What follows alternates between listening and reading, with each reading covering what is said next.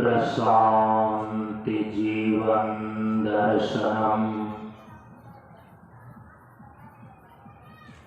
नमो नारायण नारायणम। सनातन धर्म के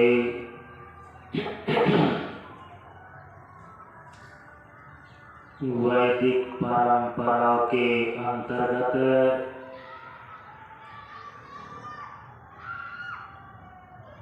गुरु और शिष्य के बीच एवं वक्ता और श्रोता के बीच ज्ञान का आदान प्रदान होने के लिए प्रयुक्त वैदिक मंत्रों का पहले उच्चारण कर लें। ओम सहना भवतु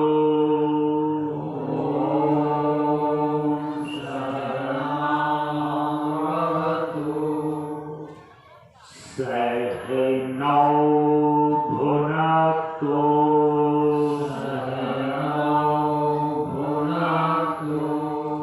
सह वीर्यंकरवावहै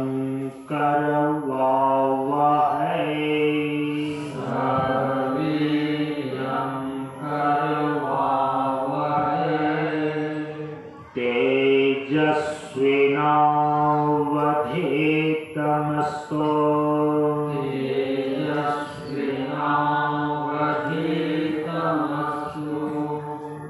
मा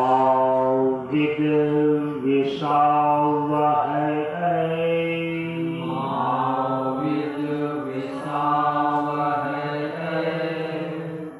ओम शांति शांति शांति। ओम शांति शांति शांति। असतो मा सद्गमय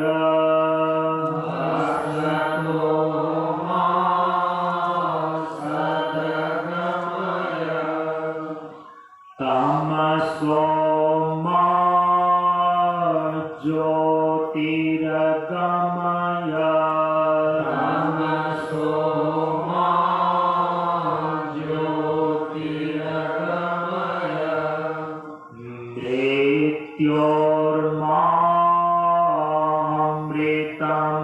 मृत्योर्मामृतमगमय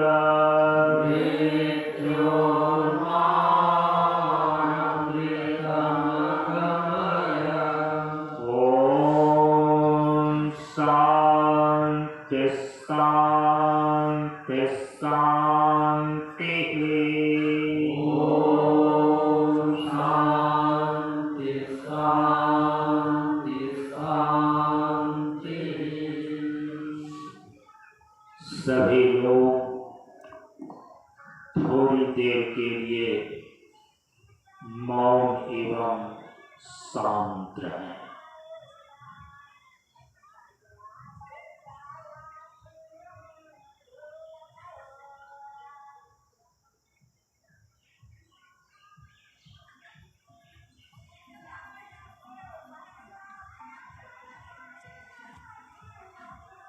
नमो नारायण।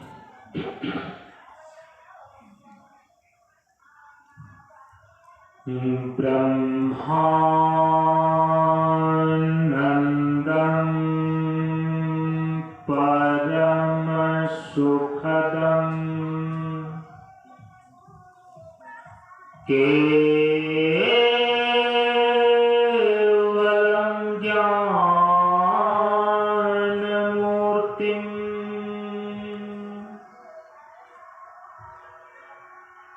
द्वन्द्वातीतं गगनसदृशं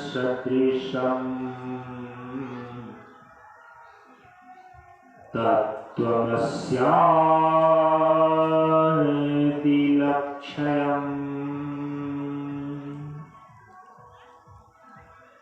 एकं नित्यं विमलम् अचलम् सर्वधी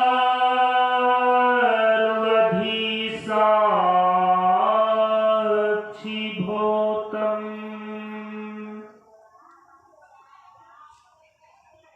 भावातीतं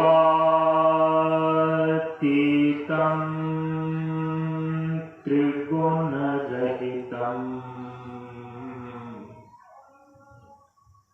सद्गुरुं तं नमामि।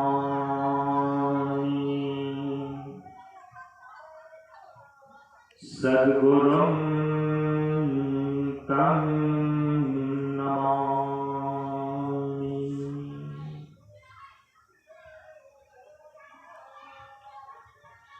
श्री गुरु चरण स्पर्श अनुभूति ज्ञान मार्ग सत्संग के सानिध्य में उपस्थित श्रद्धालु सत्संग प्रेमियों, ज्ञान बढ़े गुणवान के संगत, ध्यान बढ़े तपस्वी संग किन्हाओ,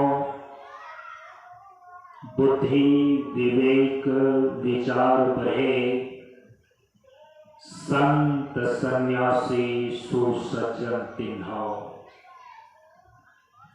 इसलिए ज्ञानी वेद है ज्ञान से,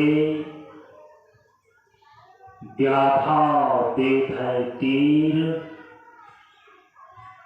सद्गुरु वेद है शब्द से भींगे सकल शरीर। प्रेमियों, हम सभी लोग प्रशांत योग आश्रम मनियर मंच पर संन्यास दिवस के उपलक्ष्य में प्रतिवर्ष होने वाले 7 दिवसीय ज्ञान यज्ञ सत्संग कार्यक्रम के आज चौथे दिन के सत्संग में उपस्थित हैं। हम सभी लोग पिछले 2 दिन के सत्संग में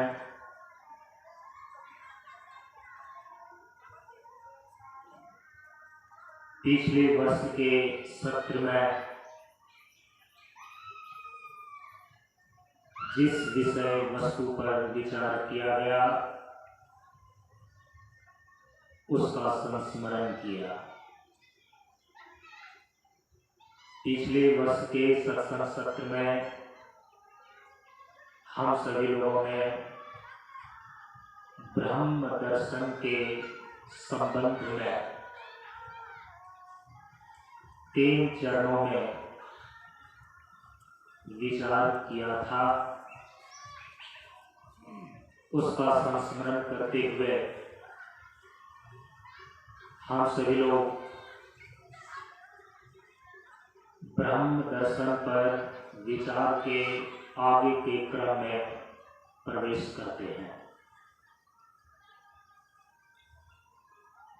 हम सभी लोगों ने ब्रह्म दर्शन पर विचार के क्रम में यह संस्मरण किया कि विचार के पहले चरण में ये बातें स्पष्ट हुई कि ब्रह्म दर्शन का स्वरूप क्या है, अर्थात ब्रह्म दर्शन कहते किसे हैं। विचार के दूसरे चरण में ये बातें स्पष्ट हुई कि जीवन में ब्रह्म दर्शन क्यों आवश्यक है, अर्थात ब्रह्म दर्शन क्यों करें। और विचार के तीसरे चरण में ये बातें स्पष्ट हुई कि ब्रह्म दर्शन कैसे करें, अर्थात ब्रह्म दर्शन की प्रक्रिया क्या है। विचार के इसी तीसरे चरण पर पिछले सत्र में जहां पर विचार को विराम दिया गया था, इस सत्र के सत्संग में हम सभी लोग वहां से विचार को आगे बढ़ाने का प्रयास करते हैं। संस्मरण के अंतर्गत कल के सत्संग में आप सभी लोगों ने श्रवण किया, ब्रह्म दर्शन की जो प्रक्रिया है, परम पूज्य गुरुदेव ने चौथे खंड उपदेश के अंदर 2 उपदेशों के द्वारा निर्देशित किया है।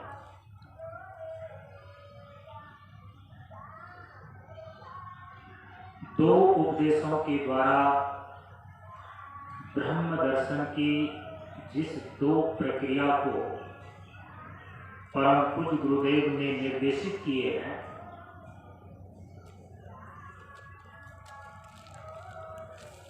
उसमें सबसे पहली प्रक्रिया है योग प्रक्रिया। ब्रह्म दर्शन करने की योग प्रक्रिया को प्रदर्शित करने वाला जो उद्देश्य है चौथे खंड के अंदर, वह उद्देश्य है कि एकाग्रता और ध्यान देवात्मा और ब्रह्म है। ब्रह्म दर्शन करने की जो दूसरी प्रक्रिया है वो है वेदांत प्रक्रिया, ज्ञान मार्ग।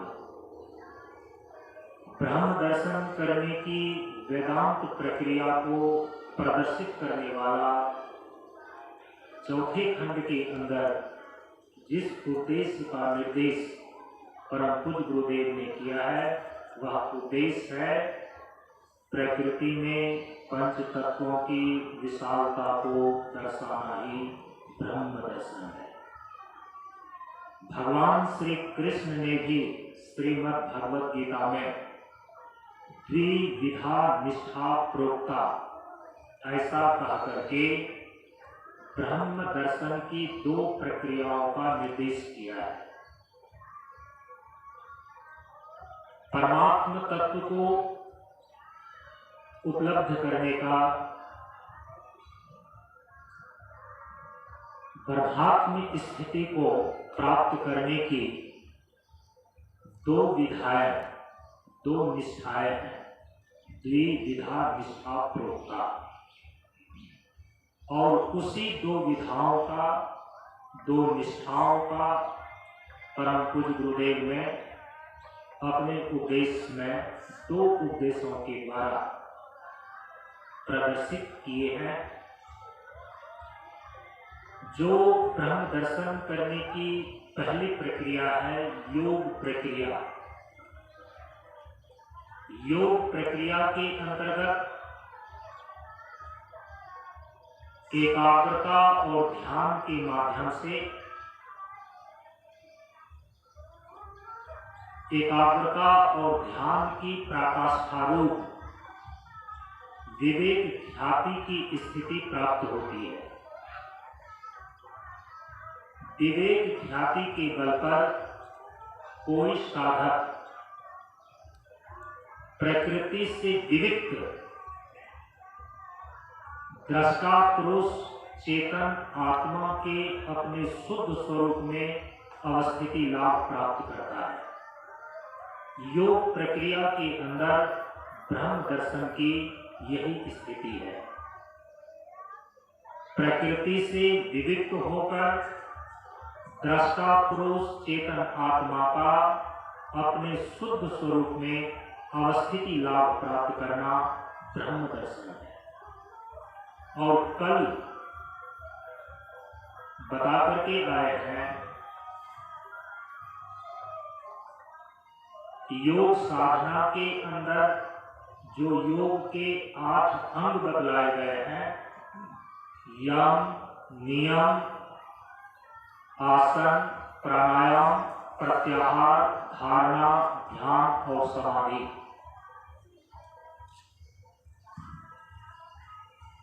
समाधि योग का लक्ष्य है। समाधि के 2 रूप होते हैं। समाधि का एक अभ्यास रूप है और समाधि का जो दूसरा रूप है वो है स्थिति रूप। सविकल्प समाधि अथवा संप्रज्ञात समाधि, यह समाधि का अभ्यास रूप है। और जो निर्विकल्प समाधि है और संप्रज्ञात समाधि है, यह समाधि स्थिति रूप है। जब दृष्टा पुरुष चेतन आत्मा त्रिगुणात्मक प्रकृति से विविक्त होकर अपने शुद्ध स्वरूप में अवस्थिति लाभ करता है, इसी अवस्था को बोलते हैं निर्विकल्प समाधि। इसी अवस्था को बोलते हैं असंप्रज्ञात समाधि। योग प्रक्रिया के अंदर, योग दर्शन में किसी निर्विकल्प समाधि की स्थिति को कैवल्य कहा गया है, अपवर्ग की सिद्धि कहा गया है।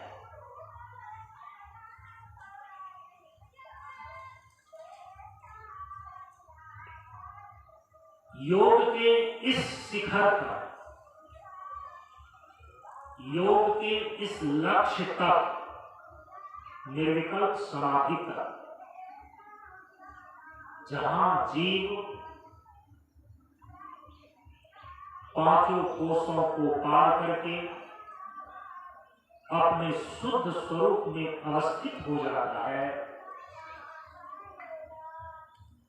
इस स्थिति को प्राप्त करने के लिए योग साधना के अंदर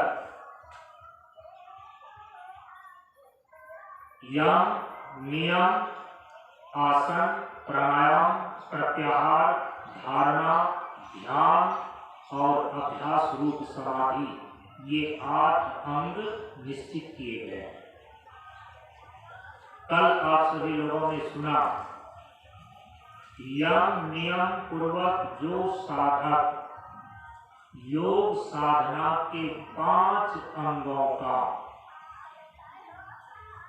5 अंगों में आसन, प्राणायाम, प्रत्याहार, धारणा और ध्यान, इन 5 अंगों का विधिवत दीर्घकाले नैरंतर्यम सकार बुद्धि सेविका, दीर्घकाल तक निरंतर और सकार बुद्धि पूर्वक यदि अभ्यास करता है, वह समाधि में प्रवेश कर जाता है। संप्रज्ञात समाधि जो अभ्यास रूप है, संप्रज्ञात समाधि, इसके भी 4 प्रभेद हैं। संप्रज्ञात समाधि के 4 प्रभेद हैं। पहला है वितर्कानुगत समाधि, दूसरा है विचारानुगत समाधि, तीसरा है आनंदानुगत समाधि और अंतिम चौथा है अस्मितानुगत समाधि। अभ्यास रूप समाधि के ये 4 प्रभेद हैं।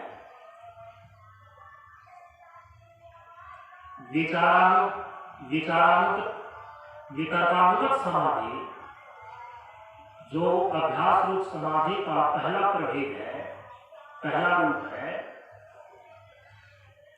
इसमें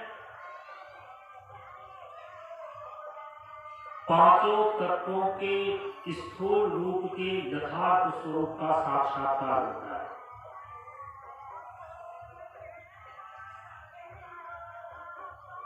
जो विचारानुगत समाधि है, विचारानुगत समाधि में साधक को पंच महाभूत के सूक्ष्म रूप के यथार्थ स्वरूप का साक्षात्कार होता है।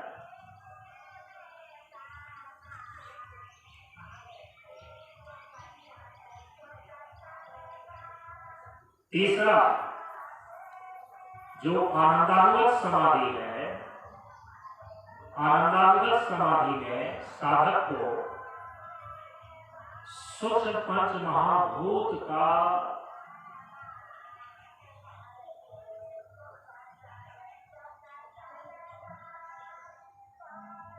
कारण, जो अहंकार है, उस अहंकार तत्व का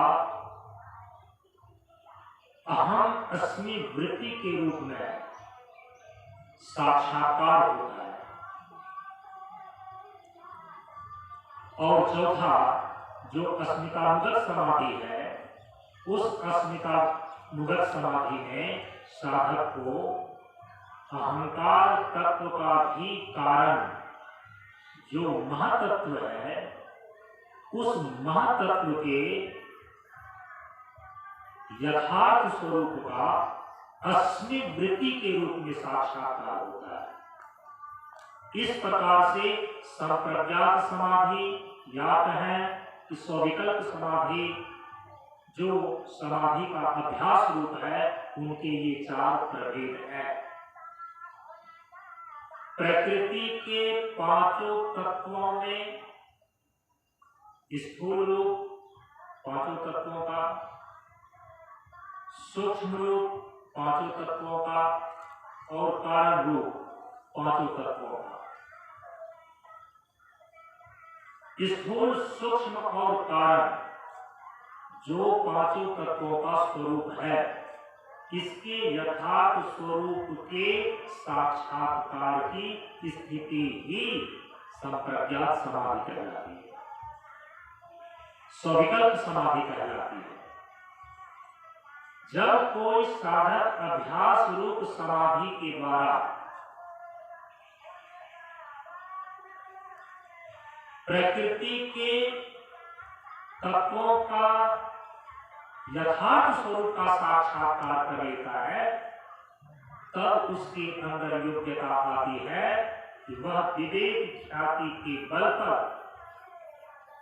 प्रकृति के गुणों से दृष्टा पुरुष चेतन आत्मा अपनी तदात्म्यापत्ति को छुड़ाकर वह अपने शुद्ध स्वरूप में अवस्थित हो जाने का लाभ प्राप्त करे।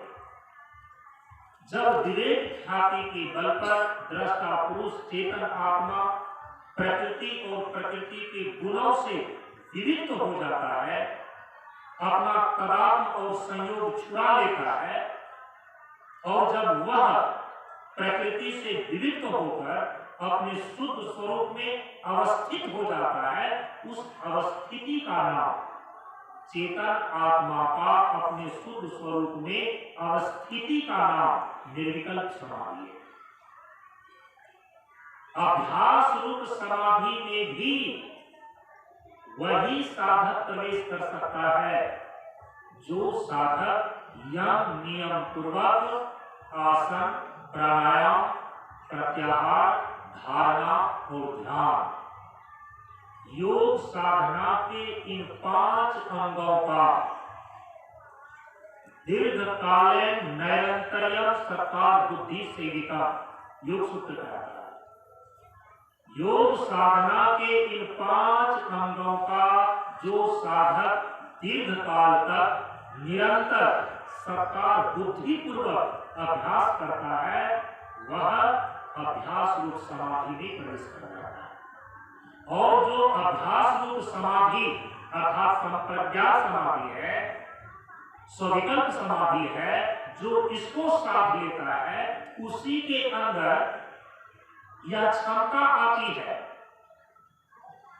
योगा अंग अनुष्ठानात् अशुद्धि क्षय ज्ञान दीप्ते विवेक ख्याते, योग सूत्र कहता है। उसी के अंदर अविप्लव विवेक ख्याति की क्षमता प्राप्त होती है, जिस विवेक ख्याति के बल पर वह साधक अपनी चेतना को प्रकृति से विलिप्त कर लेता है, अलग कर लेता है, पृथक कर लेता है। जब जड़ चेतन की ग्रंथि को तोड़ने में, अपनी चेतना को जड़ प्रकृति से अलग करने में विवेक ख्याति के द्वारा कोई साधक समर्थ हो जाता है, तब वह निर्विकल्प समाधि में प्रवेश करता है। ये है योग की प्रक्रिया।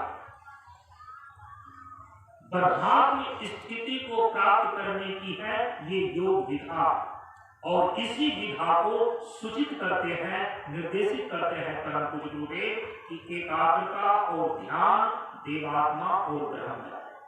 एकाग्रता और ध्यान की जो पराकाष्ठा है उसी को बोलते हैं विवेक ख्याति।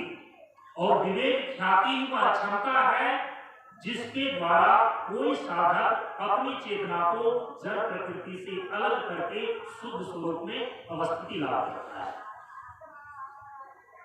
अब जो दूसरी प्रक्रिया है जिसको बोलते हैं वेदांत प्रक्रिया, जिसको बोलते हैं वेदांत विधा, जिसको बोलते हैं ज्ञान मार्ग, इस विधा के द्वारा ब्रह्म दर्शन को करने की जो प्रक्रिया है उसी को बताने के लिए परम पूज्य गुरुदेव चौथे खंड के अंदर उपदेश में निर्देश कर रहे हैं कि प्रकृति में पंच तत्वों की विशालता को दर्शाना ही ब्रह्म दर्शन है।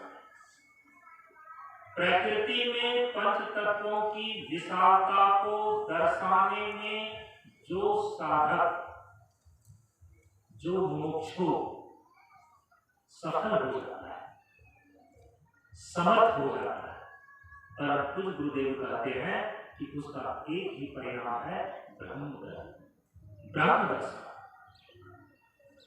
प्रकृति में पंच तत्वों की विशालता को कैसे दर्शावे? पिछले वर्ष के सत्संग सत्र से ही हम सभी लोग इस ओर विचार कर रहे हैं। प्रकृति में पंच तत्वों की विशालता को दर्शाने का अभिप्राय क्या है?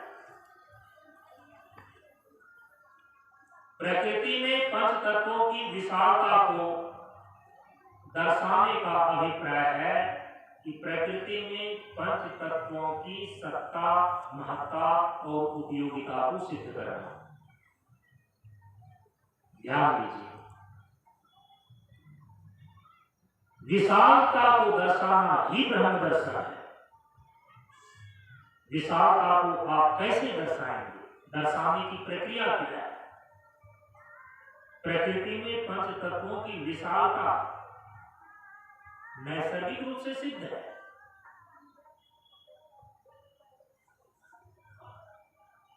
यदि आप सत्य की खोज करते हैं, सत्य का बोध करते हैं, तो क्या जब आप सत्य की खोज कर लेते हैं या सत्य का बोध कर लेते हैं तो क्या सत्य आविष्कृत हो जाता है? तब वो सत्य तत्व कहीं से आ जाता है क्या? नहीं, वो सत्य तत्व सदैव विद्यमान है।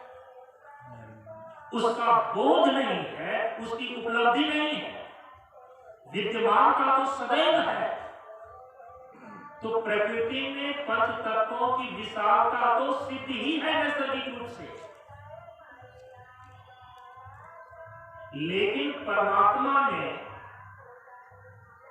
जीवन और सृष्टि के निर्माण के जो ये पांच तत्व हैं, पृथ्वी, जल, अग्नि, वायु और आकाश, इसका जो निर्माण किया, इसकी जो रचना की, क्यों की, किस प्रयोजन से किया, इसका ज्ञान नहीं है सबको। प्रकृति के पांचों तत्वों से आपका जीवन निर्मित है। प्रकृति के पांचों तत्वों से ये पूरी सृष्टि बनी हुई है। लेकिन दोनों का संबंध क्या है? प्रकृति के पांचों तत्वों के सृष्टि निर्माण का प्रयोजन क्या है? इसका ज्ञान, इसकी जानकारी, इसका बोध सबों को नहीं। इसीलिए प्रकृति में पंच तत्वों की विशालता को दर्शाने का अभिप्राय है कि प्रकृति में पंच तत्वों की जो सत्ता है, प्रकृति में पंच तत्वों की जो महत्ता है, प्रकृति में पंच तत्वों की जो उपयोगिता है, जिस प्रयोजन से ये बनाया गया है, उसको समझना, फिर उसके अनुरूप उसको प्रयोग में लाना, उसका बोध प्राप्त करना, इसी को बोलते हैं प्रकृति में पंच तत्वों की विशालता को दर्शाना, सत्ता, महत्ता और उपयोगिता को सिद्ध करना।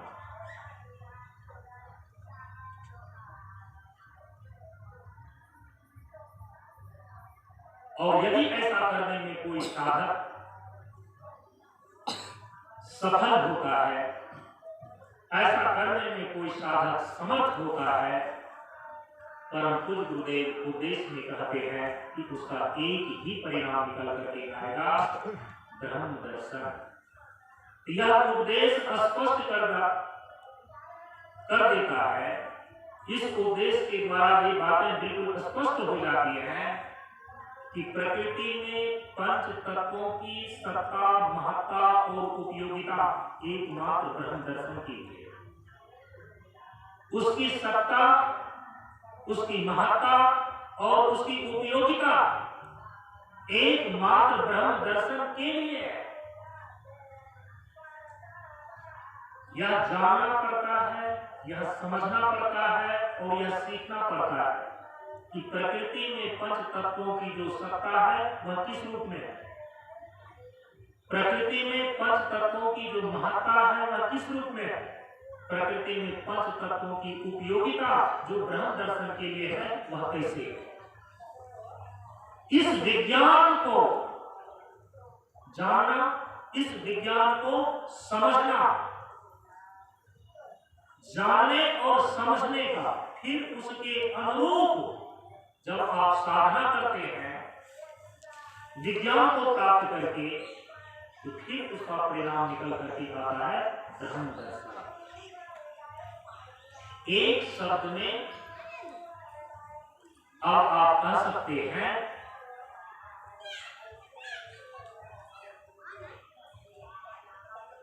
कि पांचों तत्वों की जो सत्ता है प्रकृति में,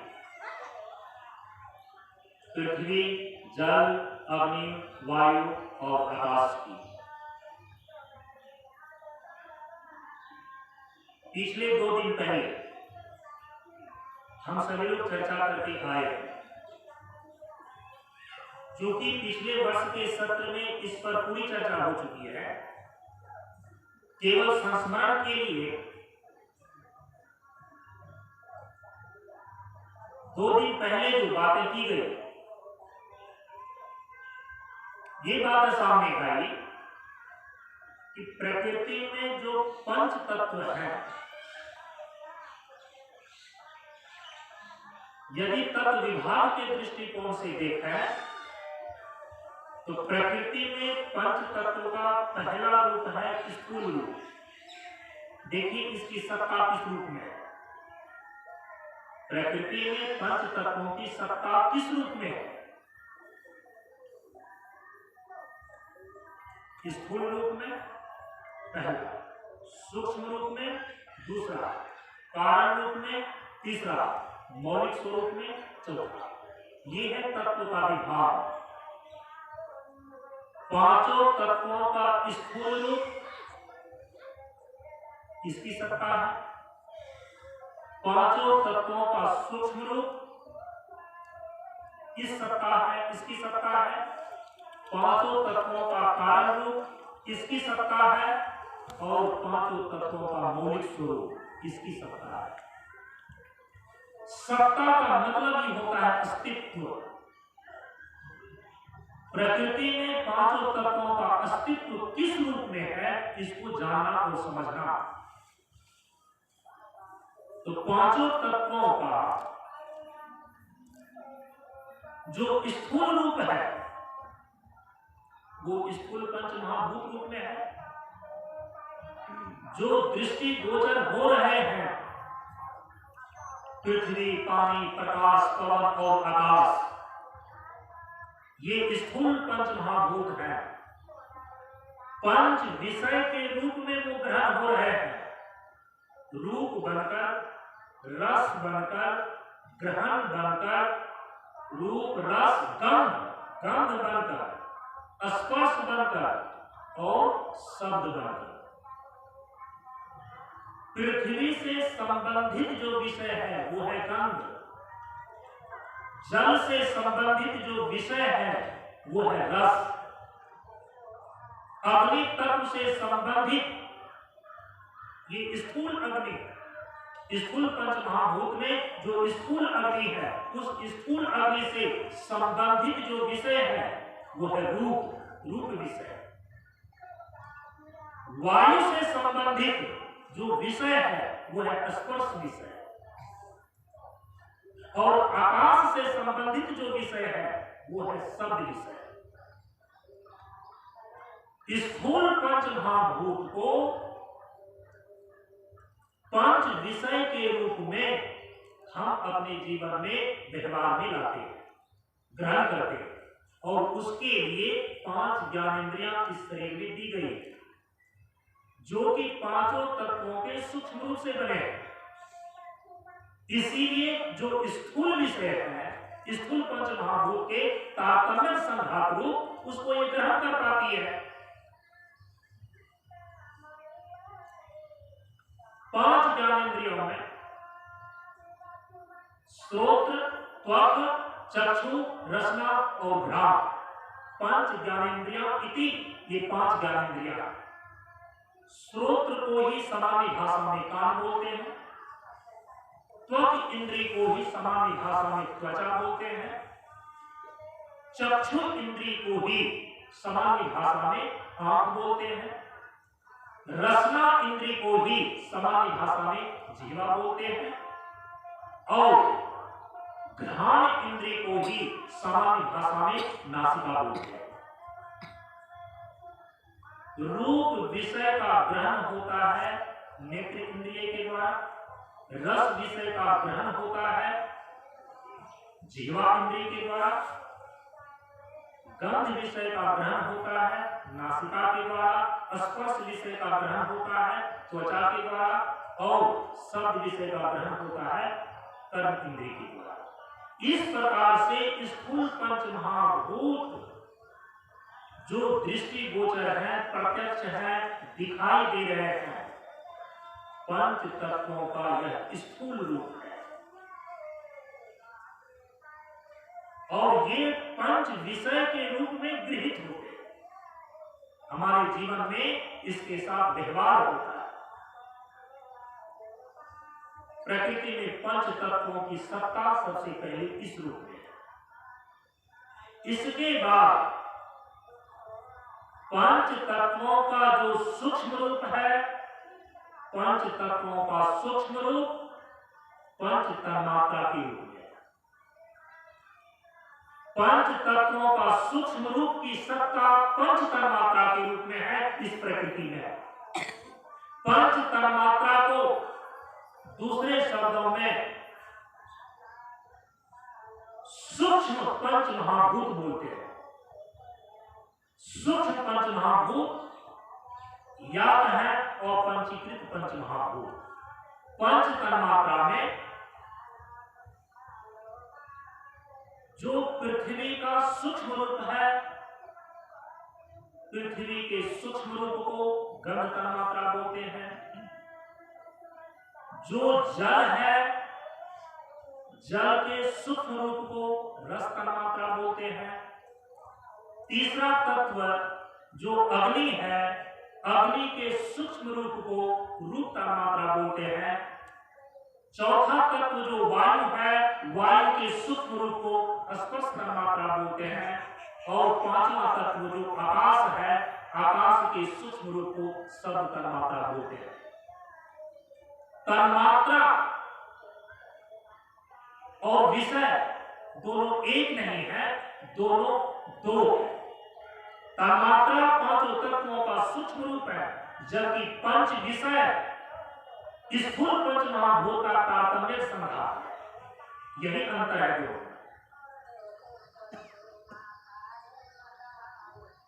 इसीलिए यदि आप तन्मात्रा शब्द को न लगा दें तो वो विषय कहलाते हैं, रूप, रस, गंध, स्पर्श और शब्द। पांच विषय से अलग तन्मात्रा है, इसीलिए रूप तन्मात्रा, रस तन्मात्रा, गंध तन्मात्रा, स्पर्श तन्मात्रा और शब्द तन्मात्रा, ऐसा तन्मात्रा शब्द लगा करके पांचों तत्वों के सूक्ष्म रूप को निर्देशित किया जाता है। तो पांचों तत्वों की जो सूक्ष्म सत्ता है, पांचों तत्वों का जो सूक्ष्म रूप है, वो है पंच तन्मात्रा अर्थात सूक्ष्म पंच महाभूत। वेदांत में, उपनिषद में पंच तन्मात्रा को ही, सूक्ष्म पंच महाभूत को ही अपंचीकृत पंच महाभूत बोलते हैं। और पिछले दिन बता करके आया है कि अपंचीकृत पंच महाभूत का अर्थ होता है कि पांचों भूतों की ऐसी अवस्था, पांचों तत्वों की ऐसी अवस्था जब वो पांचों में मिले हुए नहीं होते। तन्मात्रा शब्द का अर्थ ही होता है तन्मात्र बराबर तन्मात्र। संस्कृत में न जो है वो तो में परिणत हो जाता है संस्कृत सूत्र के अनुसार से। तो तन्मात्र का अर्थ होता है तन्मात्र, संधि विच्छेद करें तो तन्मात्र का संधि विच्छेद होगा तत् जोड़ मात्र। तन्मात्रा माने तन्मात्रा, तो तन्मात्र तत् माने केवल वही, उसमें और किसी की मिलावट नहीं। अभी जो आप ये स्थूल पंच महाभूत आप देख रहे हैं, पंच तत्वों का जो स्थूल रूप है वो पंचीकृत पंच महाभूत है। जो स्थूल पृथ्वी है ये अकेली नहीं है। स्थूल पृथ्वी में पृथ्वी की प्रधानता है और उसमें शेष चार भी मिले हुए हैं। जल का भी अंश है, अग्नि का भी अंश है, वायु का भी अंश है और आकाश का भी अंश है। जो आप अभी स्थूल जल देख रहे हैं, इस स्थूल जल में जिसको आप पीते हैं, इस स्थूल जल में केवल जल ही नहीं है, जल की प्रधानता होते हुए शेष चार तत्व भी इसमें मिले हुए हैं। पृथ्वी का भी अंश है, अग्नि का भी अंश है, वायु का भी अंश है और आकाश का भी अंश है। जो स्थूल अग्नि अभी आप देख रहे हैं, दृष्टिगोचर हो रही है, तो स्थूल अग्नि में केवल अग्नि ही नहीं है, अग्नि की प्रधानता होते हुए शेष चार तत्व भी इसमें सम्मिलित है। पृथ्वी का अंश है, जल का अंश है, वायु का अंश है और आकाश का अंश है। जो स्थूल वायु अभी आप देख रहे हैं, आपके शरीर से टकरा करके चलती है, महसूस होती है, श्वास के रूप में आप अपने भीतर ले रहे हैं। ये जो स्थूल वायु है, इस स्थूल वायु में केवल वायु ही नहीं है, वायु की प्रधानता होते हुए शेष चार तत्व इसमें सम्मिलित है। पृथ्वी का अंश, जल का अंश, अग्नि का अंश और आकाश का अंश। और जो स्थूल शब्द है, स्थूल आकाश है, स्थूल आकाश के अंदर भी केवल आकाश नहीं है, बल्कि आकाश की प्रधानता लेते हुए शेष चार तत्व भी इसमें सम्मिलित है। पृथ्वी का अंश, जल का अंश, अग्नि का अंश, वायु का अंश, लेकिन आकाश की प्रधानता लेते हुए। इस प्रकार से जो स्थूल पंच महाभूत हैं, उसमें पांचों के पांचों मिले हुए रहते हैं, सम्मिलित रहते हैं, इसीलिए स्थूल पंच महाभूत को पंचीकृत पंच महाभूत बोलते हैं उपनिषद के। पांचों तत्वों का जो सूक्ष्म रूप है, जिसको तन्मात्रा बोलते हैं, सूक्ष्म पंच महाभूत बोलते हैं, वेदांत की भाषा में अपंचीकृत पंच महाभूत बोलते हैं। यह जो पांचों तत्वों का सूक्ष्म रूप तन्मात्रा रूप है और पंचीकृत रूप है, पांचों तत्वों की ऐसी अवस्था है जहां पर पांचों में मिले हुए नहीं होते, बल्कि तत्व मात्र होकर के स्थित है। पृथ्वी में केवल पृथ्वी है, जल अग्नि वायु और प्रकाश उसमें सम्मिलित नहीं है। जल में केवल जल है, पृथ्वी अग्नि वायु और प्रकाश उसमें नहीं है। अग्नि में केवल अग्नि है, पृथ्वी जल वायु और प्रकाश नहीं है। वायु में केवल वायु है, जो सूक्ष्म वायु तत्व है, स्पष्ट तन्मात्रा है, केवल वायु है, उसमें शेष चार मिले हुए नहीं है, न पृथ्वी न जल न अग्नि न आकाश। और जो सूक्ष्म आकाश है, सब तन्मात्रा और पंचीकृत आकाश जो है, उसमें केवल आकाश ही है, पृथ्वी जल अग्नि वायु इसमें मिले हुए नहीं होते। इसीलिए इसको बोलते हैं अपंचीकृत पंचमहाभूत या कहें पंच तन्मात्रा। प्रकृति में पांचों तत्वों की इस सूक्ष्म सत्ता पंच तन्मात्रा के रूप में, सूक्ष्म पंचमहाभूत के रूप में, अथवा कहें अपंचीकृत पंचमहाभूत के रूप में। प्रेमियों, जब तक आप ये तत्व की श्रेणी को नहीं समझेंगे, तत्व के विभाग को नहीं जानेंगे, तब तक आपकी साधना स्थूल से सूक्ष्म और सूक्ष्म से सूक्ष्मतर नहीं होगी। इसी के आधार पर साधना के स्तर बदलते हैं, तभी आप निम्न तत्वों से सूक्ष्म तत्वों की ओर और सूक्ष्म तत्व से आप मौलिक तत्व की ओर गमन कर सकते हैं, अतिक्रमण करते हैं। स्थूल रूप हो गया, सूक्ष्म रूप हो गया, पंच तत्व। ये दो सत्ता प्रकृति में इसकी हो गई। अब देखिए तीसरी सत्ता, प्रकृति के पांचों तत्वों का जो तीसरा रूप है वो है कारण रूप। कारण रूप ये विचार करके हम लोग आए हैं कि पांचों तत्वों का कारण रूप है साम्यावस्थाधारी मूलक प्रकृति, जो त्रिगुणात्मिका है। त्रिगुणात्मिका मूलक प्रकृति, साम्यावस्थाधारी मूलक प्रकृति ही स्थूल और सूक्ष्म पंच महाभूत का कारण रूप है। तो प्रकृति में पंच तत्वों की जो कारण सत्ता है वह साम्यावस्थाधारी मूलक प्रकृति के रूप में है। और पिछले दिन बता करके आए हैं कि प्रकृति की दो अवस्था होती है, एक है साम्यावस्था और दूसरी है विषम अवस्था। साम्यावस्था और विषम अवस्था। मूलक प्रकृति का अर्थ है प्रकृति की साम्य अवस्था, जहां तीनों गुण सम अवस्था में हो, किसी का उत्कर्ष न हो, तीनों गुण वहां अपना अपना प्रभाव न प्रदर्शित करते हो, बल्कि तीनों समतुल्य होकर के, निष्क्रिय होकर के स्थिति रूप में हो, तब उसको बोलते हैं साम्यावस्थाधारी मूलक प्रकृति।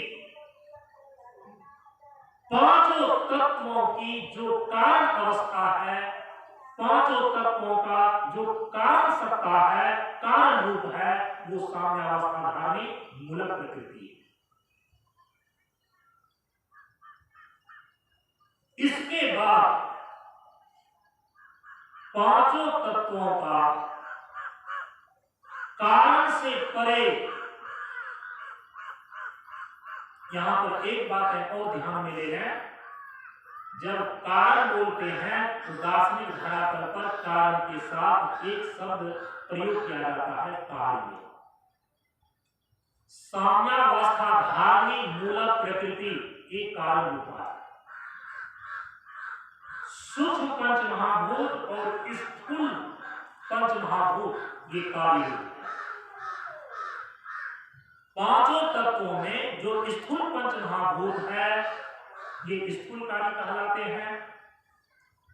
पांचों तत्वों का जो सूक्ष्म रूप है पंच तन्मात्रा के रूप में, ये सूक्ष्म कार्य कहलाते हैं। तो एक स्थूल कार्य है, दूसरा सूक्ष्म कार्य। स्थूल पंच महाभूत स्थूल कार्य है, पंच तन्मात्रा सूक्ष्म पंच महाभूत सूक्ष्म कार्य है। इस दोनों का जो कारण है वो मूलक प्रकृति साम्यावस्था धारणी मूलक प्रकृति है। कार्य और कारण के परे, कार्य और कारण के परे प्रकृति पार प्रभु सबके उर्वास है। कार्य और कारण के परे परमात्मा की सत्ता है, प्रभु की सत्ता है। प्रकृति पार प्रभु, तो कार्य रूप और कारण रूप जो प्रकृति है, इसके परे जो तत्व की सत्ता है वही परमात्मा तत्व कहलाता है, उसी को ब्रह्म बोलते हैं।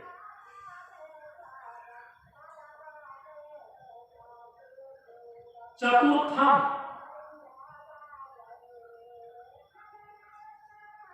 चतुर्थम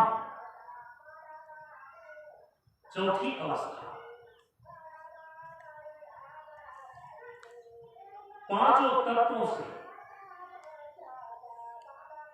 वृष्टि धरातल पर जो शरीर का निर्माण हुआ है, क्षिति जल पावक गगन समीरा पंच रचित सकल शरीर, तीन शरीर निर्मित है पांचों तत्वों से, स्थूल शरीर, सूक्ष्म शरीर और कारण शरीर। प्रकृति के स्थूल पंच महाभूत से स्थूल शरीर का निर्माण हुआ,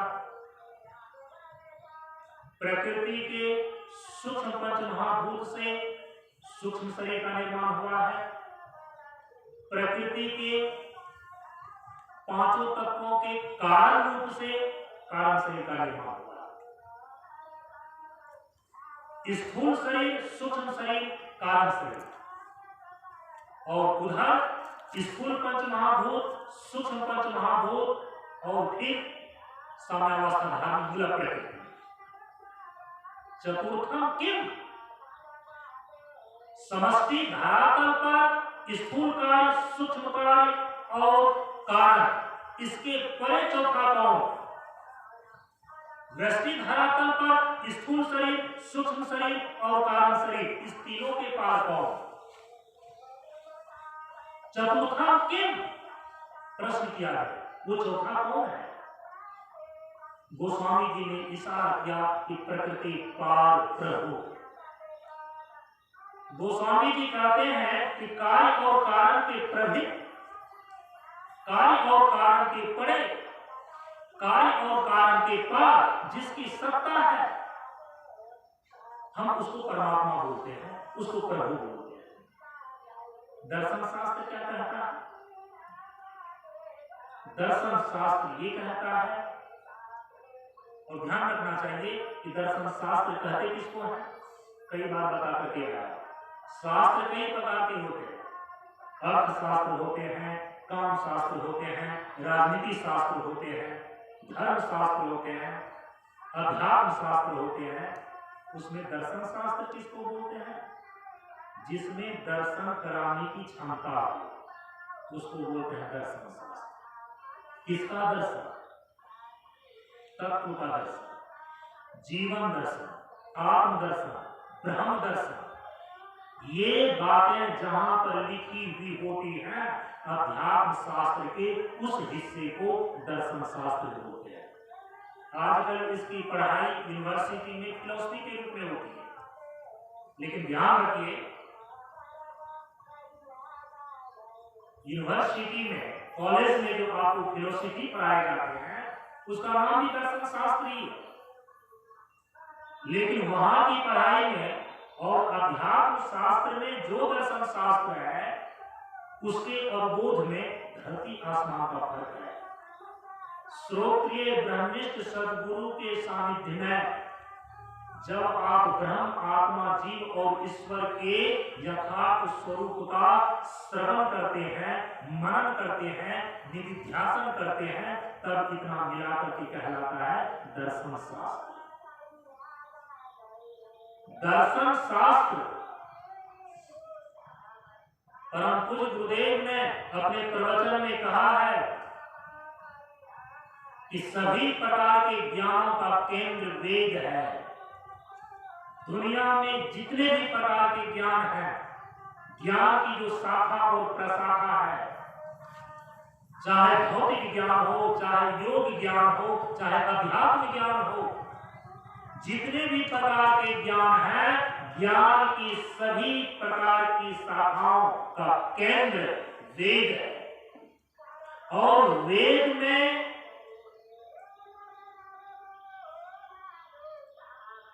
जो सबसे अंतिम भाग है, वेद का जो शिरोभाग है, उसी को बोलते हैं वेदांत।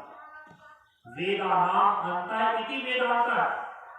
वेद का अंतिम भाग, जिसमें वेद के अंतिम तात्पर्य को अभिव्यक्त किया गया है,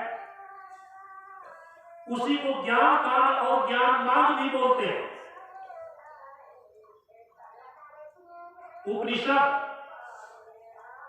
ज्ञान कांड को, वेद के ज्ञान कांड को, अंतिम भाग को उपनिषद बोलते हैं, और उसी उपनिषद की संज्ञा है वेदांत। वेदांत क्या कहता है?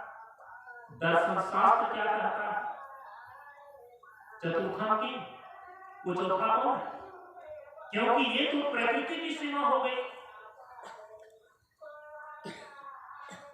समष्टि धरातल पर देखें, स्थूल पंचमहाभूत, सूक्ष्म पंचमहाभूत और साम्य अवस्थाधारी पूरा प्रकृति।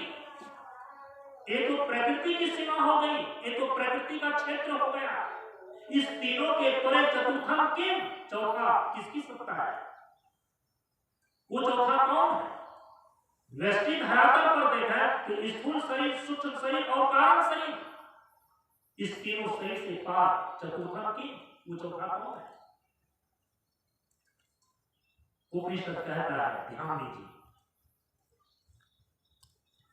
कार्य कारणातीत चतुर्थम ब्रह्मेति।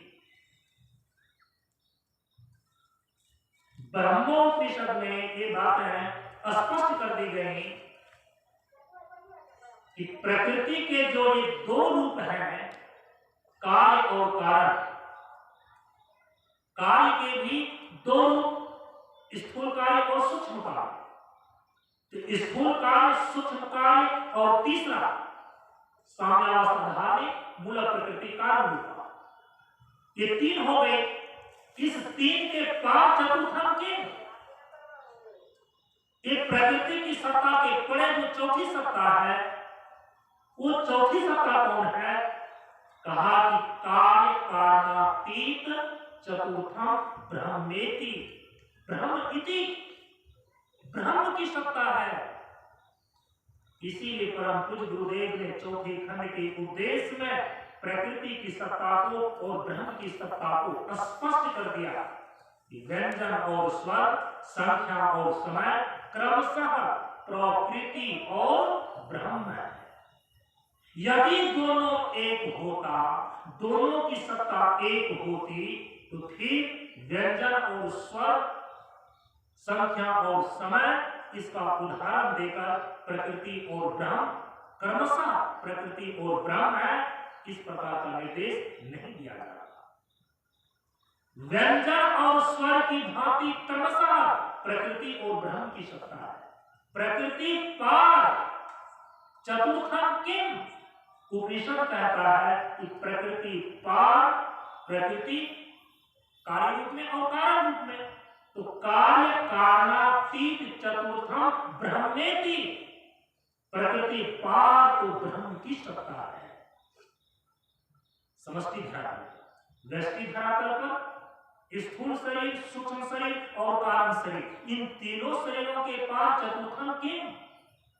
यदि अवस्था की दृष्टि से विचार किया जाता है, साधना की दृष्टि से विचार किया जाता है, समाधि के अभ्यास की दृष्टि से विचार किया जाता है, तो कहा कि चतुर्थम तुर्यम अस्ति। जो चौथी अवस्था है वो तुर्य है, और तुर्य का अर्थ ही होता है चौथा। तीन अवस्था की अपेक्षा तीन अवस्था की अपेक्षा इससे विलक्षण, इससे पार होकर चेतना की जो विशुद्ध अवस्था घटित होती है, तुर्यम मन्यते, वो तुरीय अवस्था है। चतुर्थम मन्यते, वो चौथी अवस्था है। तीन अवस्था कौन कौन है? जागृत अवस्था, स्वप्न अवस्था और सुषुप्ति अवस्था। और आप सभी लोगों को मालूम है जागृत अवस्था स्थूल शरीर की प्रधानता से है, स्वप्न अवस्था सूक्ष्म शरीर की प्रधानता से है, और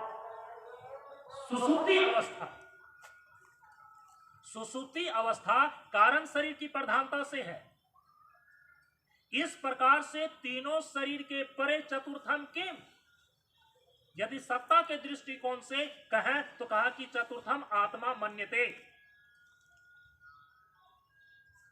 मांडुक्य उपनिषद में ये बातें स्पष्ट कर दी गई कि चतुर्थम आत्मा मन्यते, स्थूल सूक्ष्म कारण शरीरात व्यतिरिक्ता पंचकोशातीत सन,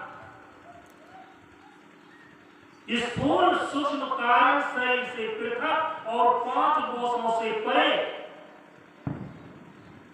इसके बाद जो चतुर्थ तीन शरीर के पार जो चौथी सत्ता है आत्मा मन्यते, वो तो आत्मा की सत्ता है। व्यष्टि धरातल पर तत्व के रूप में उसको आत्मा कहा जाता है और अवस्था के रूप में तुरीय अवस्था कहलाती है।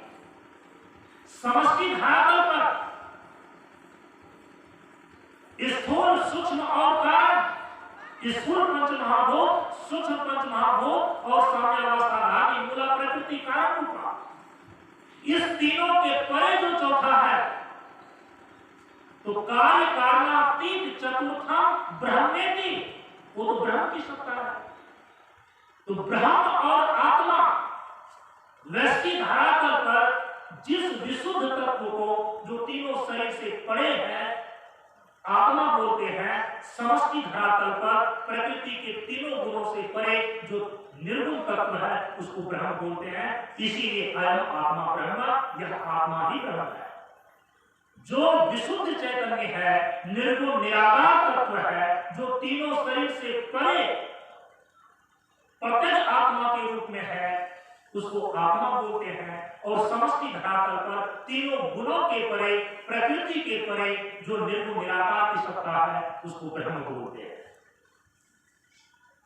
इसलिए यदि आप तत्व विभाग के अंतर्गत यदि तत्व के इस सत्ता, तत्व की सत्ता को इस रूप में आप समझते हैं, इस प्रकार का आप विवेक करते हैं, इस प्रकार का आपको विज्ञान प्राप्त होता है, फिर इसी के अनुरूप आपकी साधना चलती है।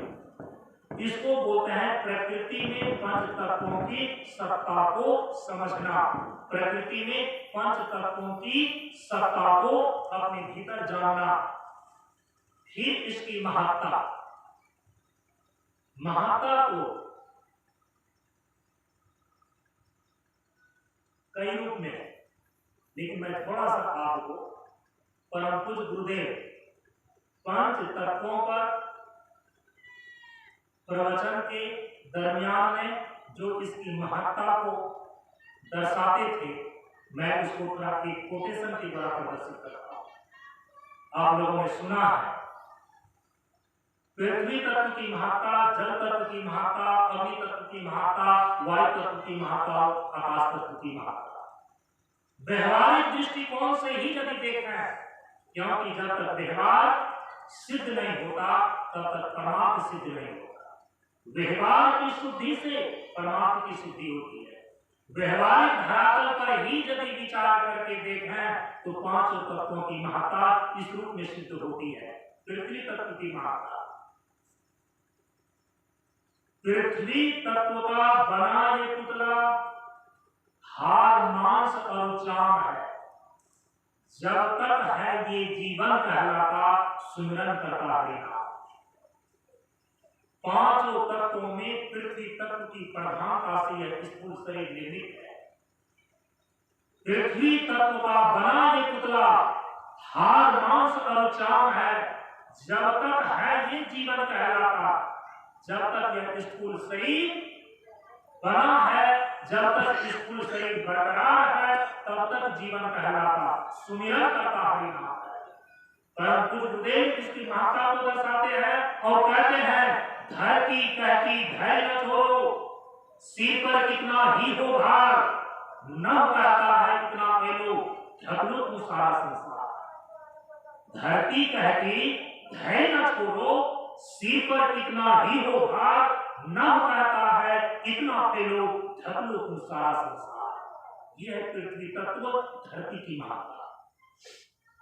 जल तत्व की महत्ता उपदेश में निर्देश किया गया है कि जल ही जीवन है, और पृथ्वी को लेकर के निर्देश किया गया कि धरती एक सैया है। इसकी महत्ता के विषय में और हम चर्चा करेंगे, लेकिन अभी तो एक एक वाक्य के द्वारा हम व्यवहारिक दृष्टिकोण से ही अपने जीवन में इसकी महत्ता को हम देख रहे हैं, समझ रहे हैं, जो कि परम पूज्य गुरुदेव ने दर्शाया है। जल तत्व की महत्ता, जल ही जीवन है। जल की शीतलता, वातावरण की आर्द्रता और स्वभाव की कोमलता ही जीवनी शक्ति है, इसलिए जल ही जीवन है। जल ना होता जगत में तो जल मरता संसार, आग लगती आकाश में चुई चुई कर देता है। जहां जल नहीं है वहां धरती,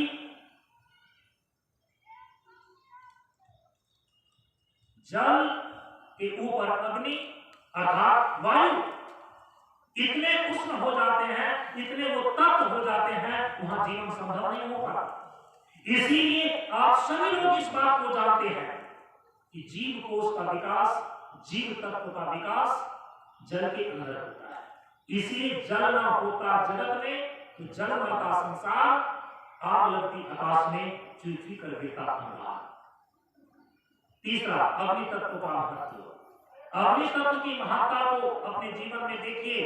अग्नि बिना सूना सब संसार, अग्नि बिना सूना सब संसार, जीव सृष्टि में नया शक्ति का करता है संचार। सृष्टि करने की क्षमता अग्नि से आती है। कामाग्नि न हो, क्रोधाग्नि न हो, जठाग्नि न हो, चिंताग्नि न हो, ज्वराग्नि न हो, आपका जीवन नहीं चल सकता।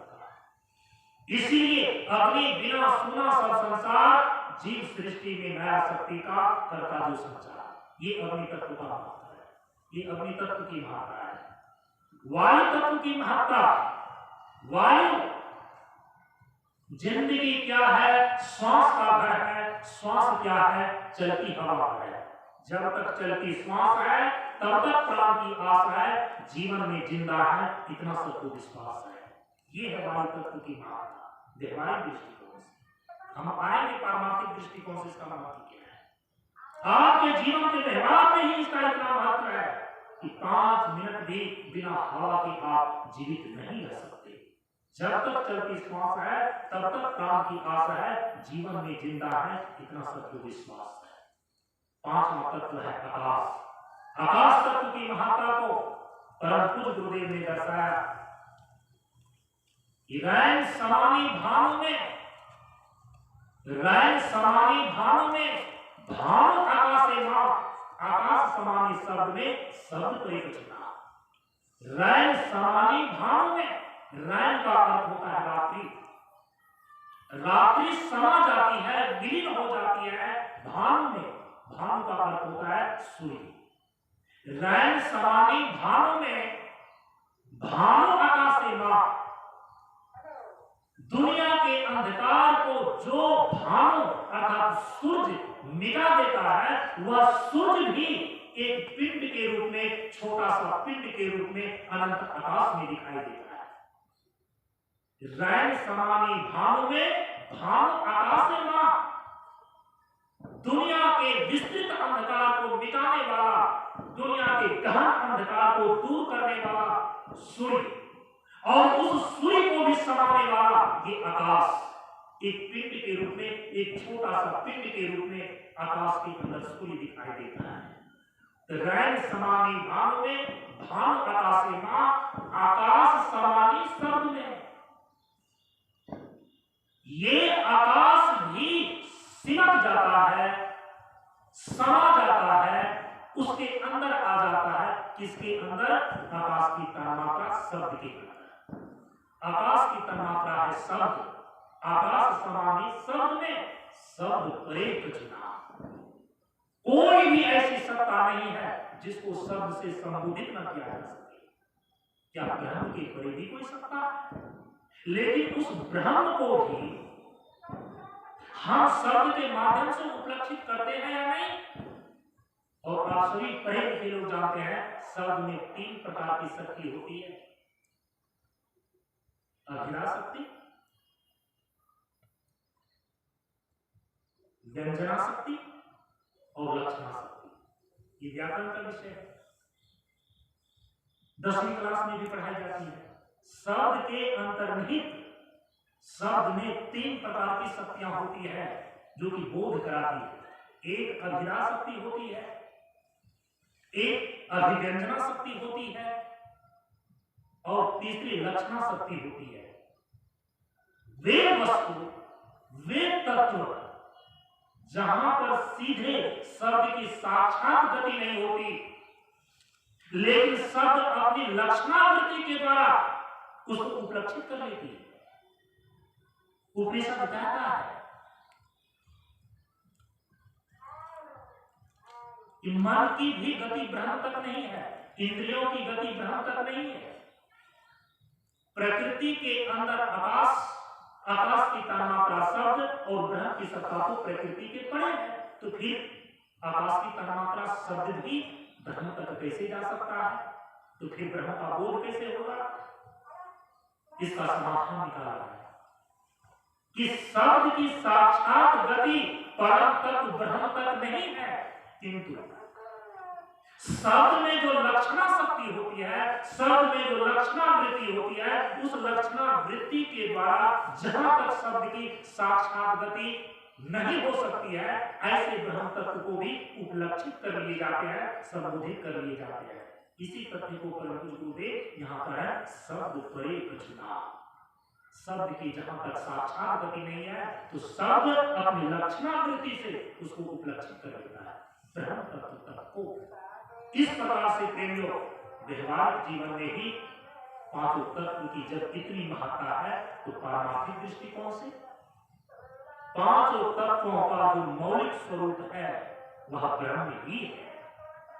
इसीलिए जो इनके स्थूल रूप, सूक्ष्म रूप और कारण रूप को समझता है, इसकी साधना करता है, तो 5 तत्वों का जो मौलिक स्वरूप ब्रह्म है उसका दर्शन प्राप्त होता है, वहां तक वो पहुंच जाता है। इसीलिए परम पूज्य गुरुदेव कहते हैं कि प्रकृति में 5 तत्वों की विशालता को दर्शना ही ब्रह्म दर्शन है। अपनी वाणी को आज यहीं पर विराम देते हैं। इस चर्चा को अगले दिन के सत्संग में फिर आगे बढ़ाते हैं। आज इतना।